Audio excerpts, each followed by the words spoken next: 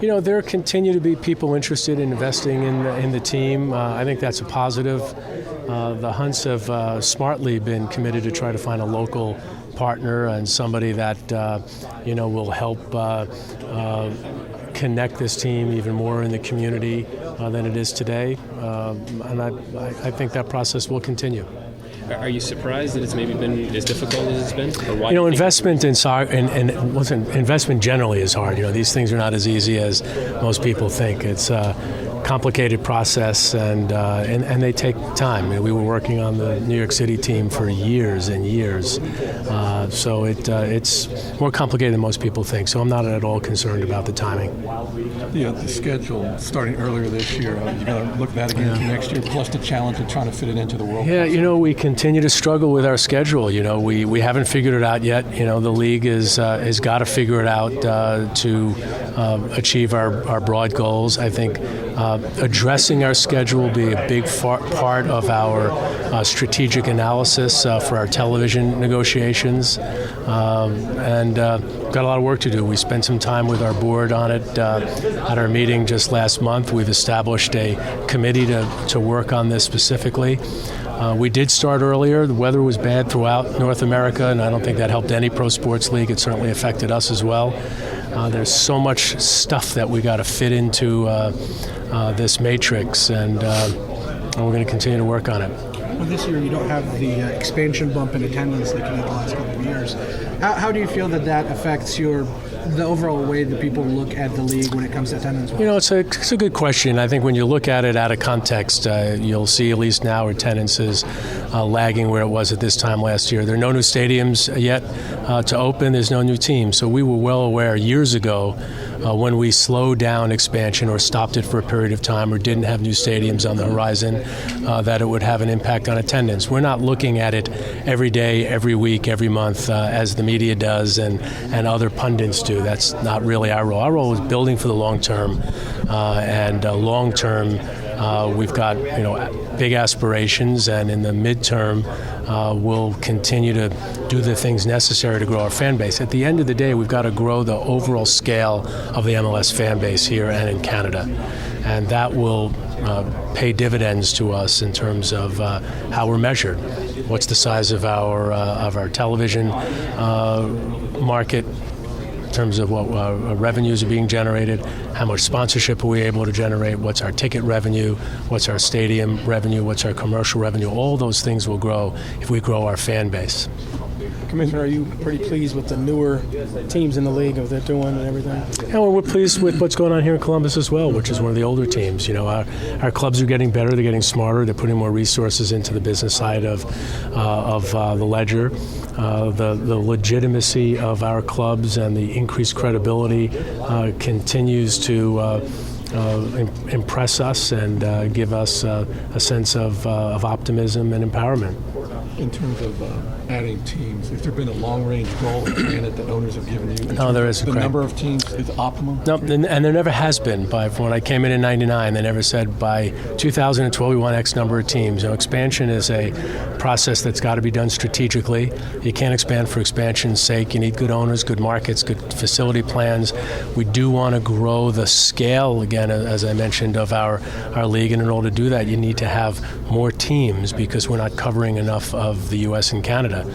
So long term, you got to expect that for us to achieve our goal, we're going to need more teams. But we can't do that unless we're ready for it, unless the competition is ready for it, and unless we've got the right formula of owner, stadium, and market. I just want to ask you, where were you and how did you find out about the fire on the scoreboard? And what did you think was a joke? So, no, anytime things like that happen, we don't take it. So, we have a war room like all the other leagues do. That group reports into Nelson Rodriguez, who you know. Nelson's not in that room every weekend. It alternates between members of our competition group. He happened to be on call in the war room that day. I got a call immediately saying, turn on your computer. There's a fire coming out of the scoreboard. I was watching a bunch of games. I was home on Saturday night.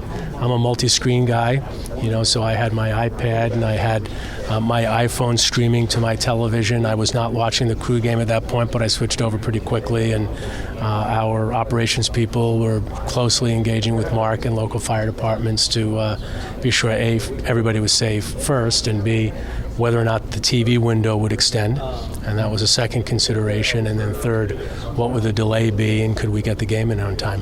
That was the other thing. Was there any point from what you've heard that they thought maybe postponing the game at all? There's always a thought, right? If you can't, the stadium's not safe, you'd have to postpone. But the initial reports were that it was very limited and controlled, and it was the music, the sound system up there. It wasn't the whole scoreboard. They knew that pretty quickly, and once they knew that, we knew that it was just a matter of how long would the game be delayed. It's sort of an impromptu. Sorry, go ahead, Lori. When I heard you were coming today, I checked your @mentions on Twitter to see what fans were asking you, and the top one there right now is regards to theatrics on the field. And there was a specific club mention, but I'm sure that that's a league-wide thing that you look at? So it's a good question, and we do look at it, and we do monitor it. Officials are encouraged to call fouls or give yellow cards, or our discipline committee to subsequently suspend those players that are simulating. We believe there's no place for it in sport generally. We certainly think that it can be viewed as very unattractive in international soccer, and we have the ability to control it here. So it's something we're mindful of. I know that there was one particular game this weekend where there was a question as to whether that was going on. But our discipline committee did look at it. This is a tough road to hoe. It's very difficult to know whether or not somebody's simulating when you're watching it on television. The official's much closer. Somebody wrote an article about it. If you guys follow Soccer America, Paul Gardner wrote a very interesting article about it this week. One thing I will say is we don't like it, and we're going to, as we've done in the past, ensure that we can do everything we can to eliminate it from our game. And if that means doing something mid-season where we're monitoring it even more closely, that's something we're willing to do. Sort of along the lines of what she was saying, obviously you use Twitter, and you had a sort of spontaneous Q&A the other day. Yeah. Why use Twitter as much as you do? What do you get out of that? What does the league maybe like? So, the broad question is, why is Twitter important, right? And it's incredibly important. It's connecting people and businesses directly with their consumer without an intermediary.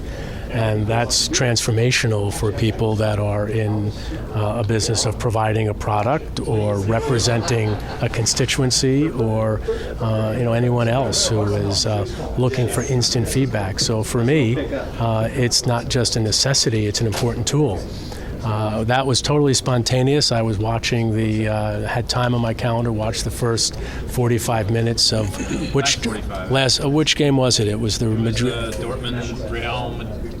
Dortmund Barcelona. Right. 4-0 whooping. And I had 45 minutes on my calendar, and Dan came in with our social media people and said, let's open it up to the Twitter sphere. Totally spontaneous, which is why we didn't promote it. And sure enough, fans are engaging, and I think that's important. I don't get a chance to do that very often. You can't respond to every fan email. They get too many of them, and most of them aren't very balanced. In this case, Herculez Gomez tweeted something. I thought it was a fake Herculez Gomez, and Dan said to me, no, that's actually him. And I thought it was good. Subsequently, we've sent each other emails, and I think it's great, and I'll continue to do it. And I hope people are respectful with it. The only way I drop out is when people are psychotic, or where they're threatening, or they're disrespectful. I will continue to engage as long as that engagement is proper. But when it gets improper or silly, then it's not going to be worthwhile for me. Do you check Twitter often during the day? I use Twitter as a media news aggregator service. So the first thing I do every morning is check my Twitter feed to find out what's going on in the world. It's before I read the newspaper. I get 4 newspapers in New York every morning, and I still pay for a newspaper subscription. But before I do that, I go on Twitter and get the information I need from around the world. That's important to me personally, from a business perspective, and just generally as a citizen of the world. So I use it pretty regularly.